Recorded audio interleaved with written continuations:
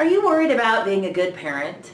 Have you taken a look at all of the literature out there and the different philosophies for parenting and don't even know where to start? Well, our guest today will give you the answer and put you on the most objective path to successful parenting.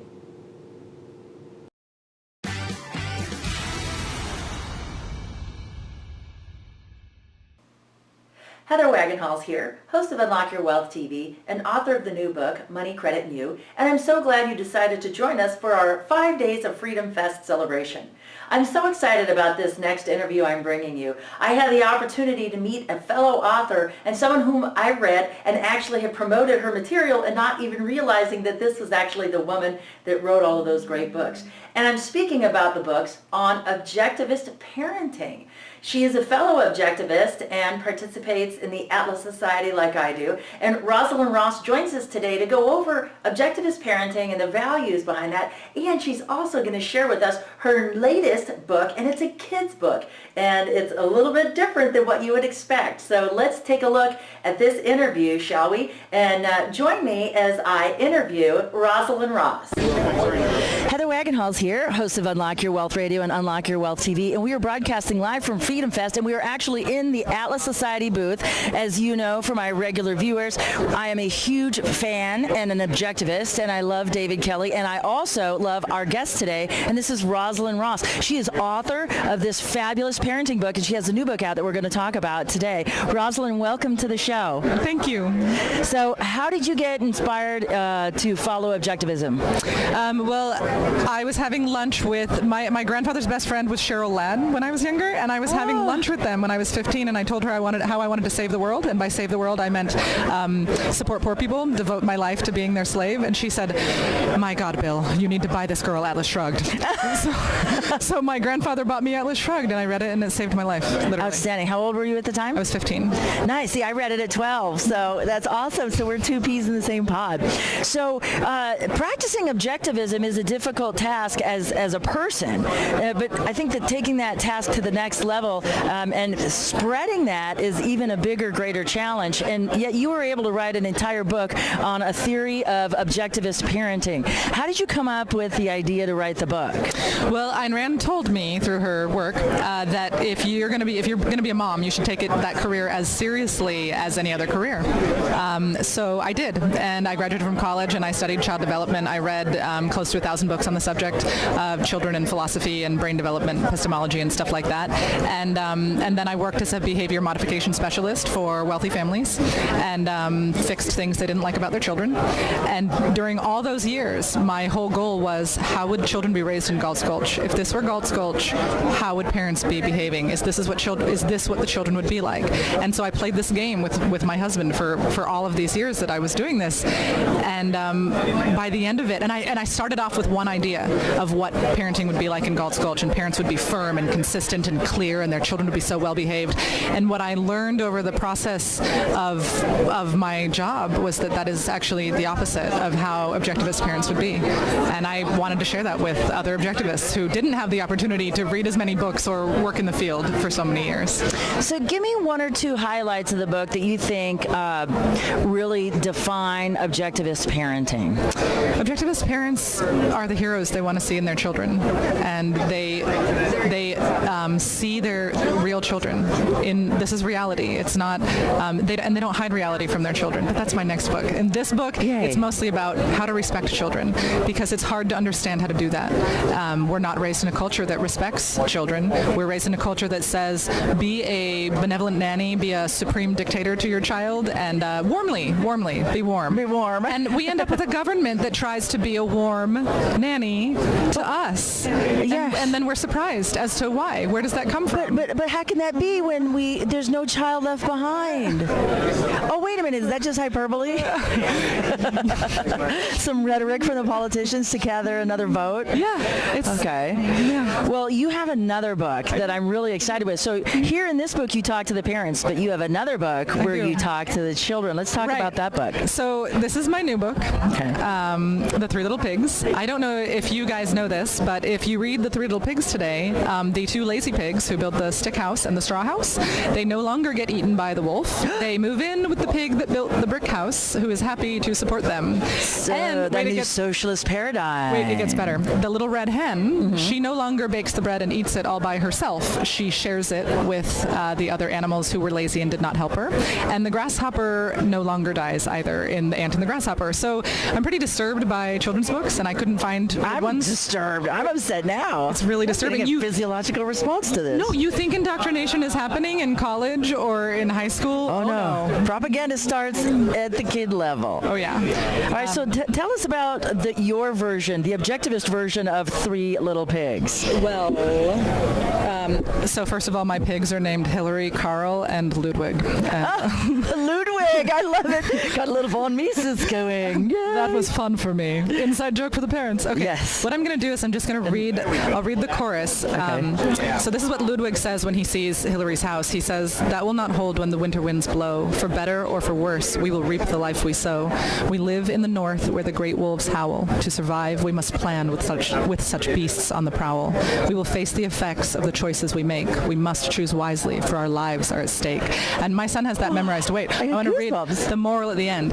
If you want to survive, you must plan and prepare. Build your life with a strong foundation, with hard work and care. If you want to thrive, prepare even more. As one thing is certain, troubles will come to your door. The choice to be lazy must be seen with clear eyes. When it comes to survival, the choice is only live or die.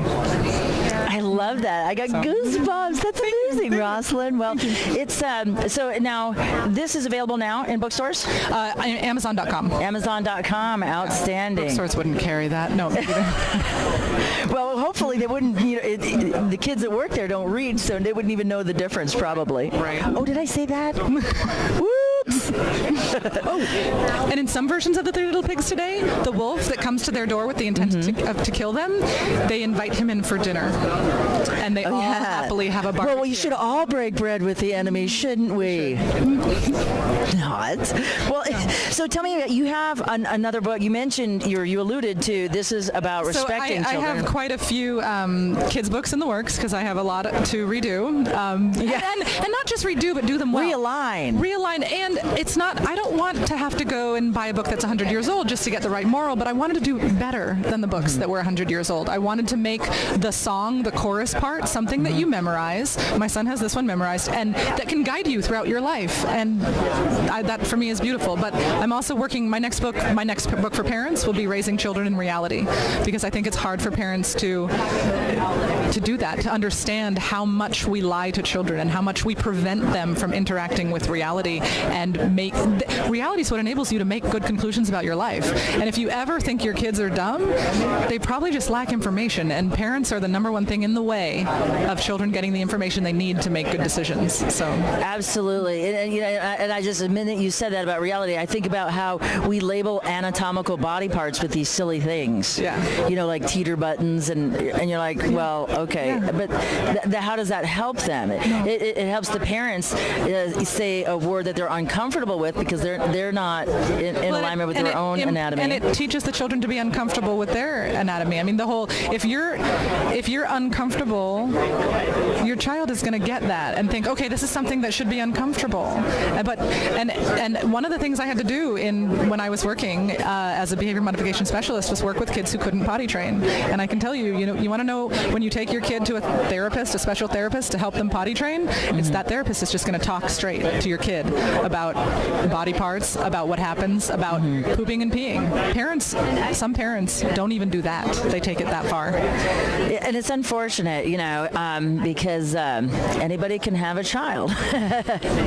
You don't have to qualify. There's no training. There's no licensing process. Punishment. There's no only in extreme cases. Consequence. No, there's no consequence. If you have a child and you're like, wow, I can't afford this, there's no real consequence today. Yeah, it's unfortunate. But I'm so glad that you're fighting the good fight and trying to make a difference by spreading objectivism at the place that it's most readily accepted. Nobody's going to challenge it because, kids are blank slates. Yeah. Tabula rasa. It's so beautiful. And then, when they go to reach for information, once their prefrontal cortex starts developing and they start making reasoning and logic decisions, they're going to have accurate information to make those decisions on. Because, people say, oh, you're just not a good decision maker. It's not whether or not somebody is a good decision maker. They can only make an effective decision based on the information they have. And if that starts off with a false premise, then you're going to get crappy results every time. Well, and values. They need values. Our children need values before they're 5, and they get it from literature.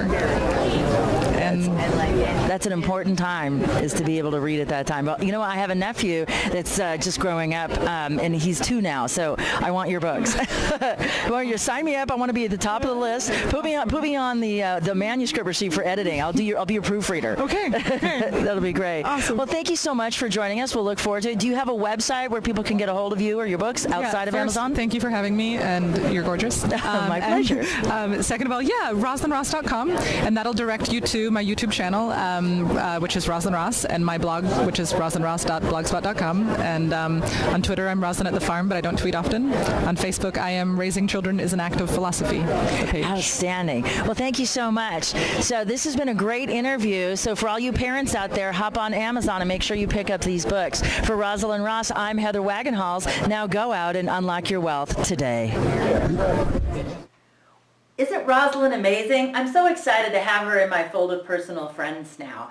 Thank you so much for stopping by and joining us on our 5 Days of Freedom Fest. Remember, there are still more to come, so be sure to tune in here. And if you liked this video presentation, then like us. And if you really liked us and want to learn more, please subscribe to my channel, and that way you can get the latest alerts every time I post a new video. I'm so excited to have you a part of the fold here at Unlock Your Wealth TV. And in addition to liking us and subscribing to the channel, please share the wealth, because you are an average of the top 5 people you hang around with. And as such, it makes sense, because a rising tide lifts all boats. So be sure to share the wealth, and specifically share the Unlock Your Wealth TV, that is. Thanks again for stopping by. I'm Heather Wagenhals. Now go out and unlock your wealth today. UnlockYourWealthRadio.com is produced by Heather Wagenhals and the Unlock Your Wealth Foundation. UnlockYourWealthRadio.com and its affiliates are copyrighted 2016 with all rights reserved. For more information on the Keys to Riches Financial Wellness series, please visit our website at www.unlockyourwealth.com.